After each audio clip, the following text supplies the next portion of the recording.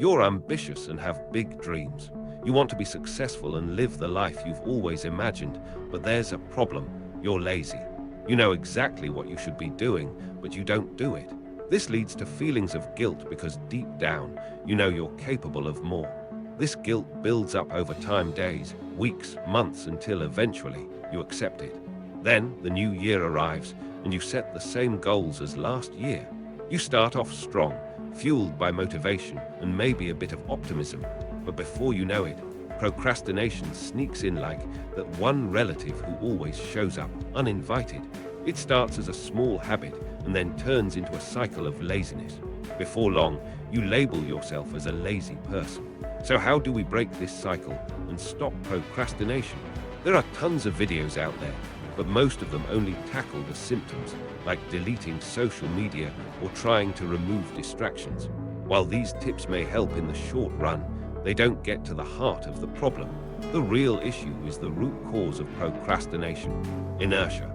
In physics, inertia is the tendency for things to stay in their current state. Objects at rest stay at rest, and objects in motion stay in motion unless something forces them to change.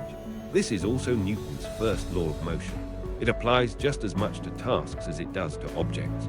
Getting started on any task, no matter how small, requires an initial push to break through the state of rest.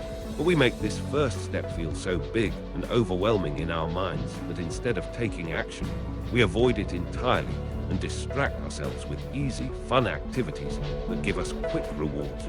To break procrastination, we need to fight against inertia. There are two main ways to do this. The first is to make getting started as easy as possible. Instead of telling yourself, "I have to sit down and finish my 5,000-word essay," which feels overwhelming, try telling yourself, "I'll write just 50 words." This lowers the stakes and makes it much easier to get going without needing a ton of willpower. Another helpful technique is the 2-minute rule. If you're not in the mood to work, tell yourself, "I'll do it for just 2 minutes, then I can stop if I want to." For example, if you don't feel like cleaning your room, start by playing a song, cleaning during the song, and stop when the music ends. The best part, you'll often end up working longer than 2 minutes or writing more than 50 words, because once you've started, it's easier to keep going. This is because objects in motion stay in motion. Once you get started, you build momentum, and that momentum keeps you going. At first, it feels like you're pushing a ball uphill, but once you get past that initial resistance, it's all downhill from there. This is why it's so important to make the first step small and manageable. Reduce the stakes and just take that first small step. You can apply these strategies to any area of your life, whether it's going to the gym, working on a side project, improving your relationships, or anything else. As Martin Luther King Jr.